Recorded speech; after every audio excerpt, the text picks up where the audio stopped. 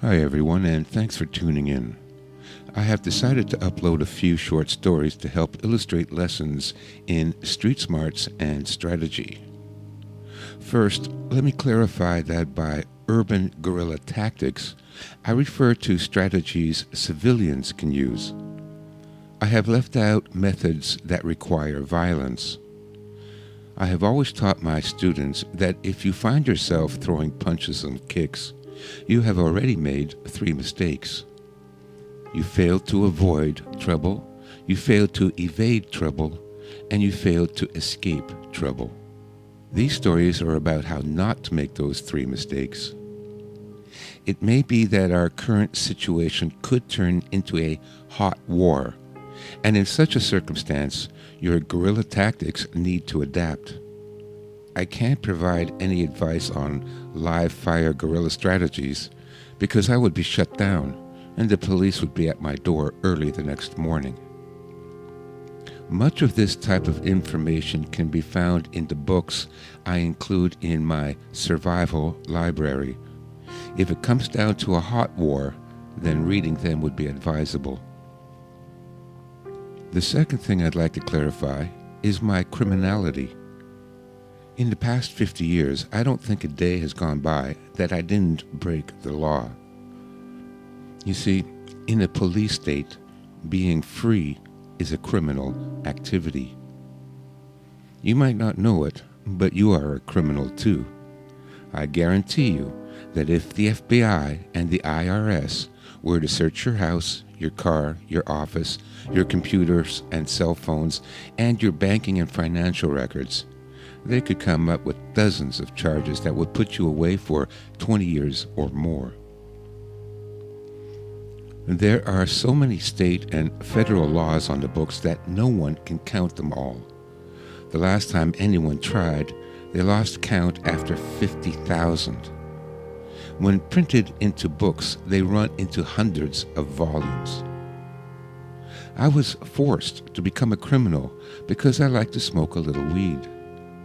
That marijuana was made illegal was to protect the profits of Big Pharma and the pulp and paper industries. The greedy psychopaths running those industries saw it was more profitable to clear-cut forests and poison people with toxic chemicals than allow a safe and renewable remedy.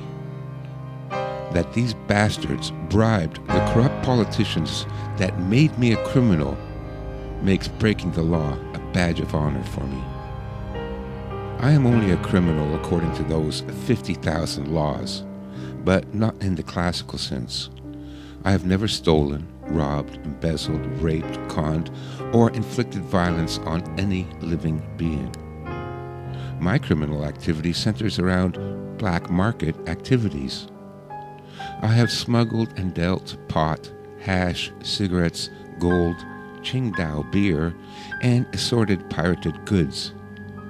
I have never had anything to do with hard drugs or weapons.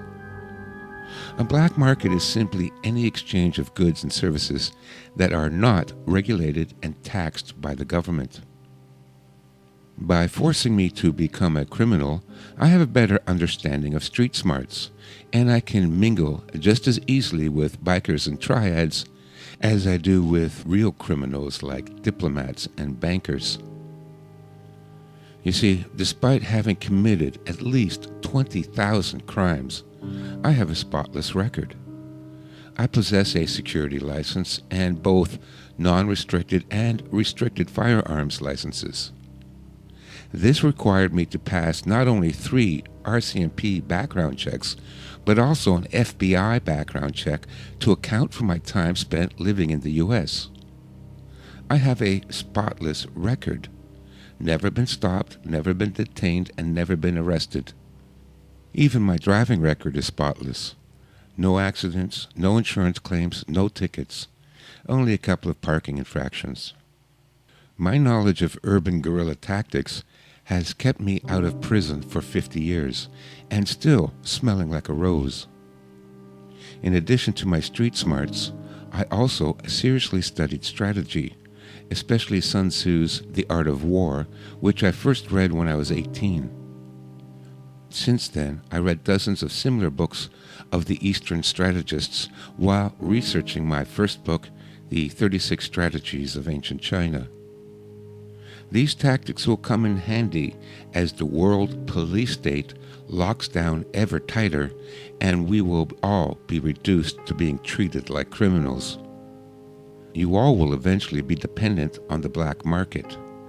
If your child is sick and you need antibiotics, and the local hospital no longer accepts patients, or refuses treatment because you didn't get the vaccine, or your social credit rating doesn't entitle you to health care, or they are simply closed down and out of business, then you will have to buy the antibiotics on the black market.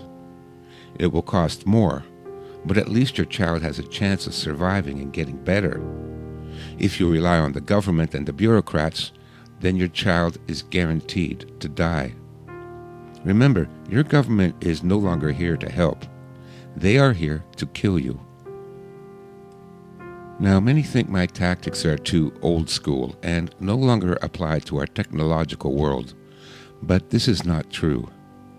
First, these tactics have been successfully used for thousands of years. They are tried and true.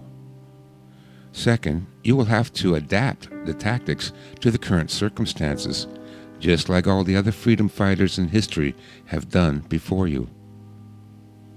In the history of warfare, every time one side developed some new weapon, the enemy invented a new counter-weapon. When they invented fortifications, they also invented trebuchets. When they invented armor to stop arrows, they invented crossbows that could penetrate that armor. When they invented cavalry, they invented the phalanx. And on it goes. Need a vaccine certificate to buy food? I guarantee you there's some guy at the printing plant that has a drug habit or is otherwise in debt, and he will steal a couple of cartons of vaccine certificates and sell them on the black market. Need a microchip implant? Then there will be hardware devices to allow you to hack in and reprogram the chip. Worried about cameras and facial recognition? A simple green laser pointer could burn out every camera in sight, and modern latex rubber masks are now so real and lifelike that they can fool people and facial recognition. Worried about electronic surveillance? A simple spark gap generator any 7th grade electronics student could build from scrap electrical parts can disrupt every RF frequency within a 25-yard radius. But none of these countermeasures will be available on Amazon, or not for very long. That's again why you need to know people in the black market.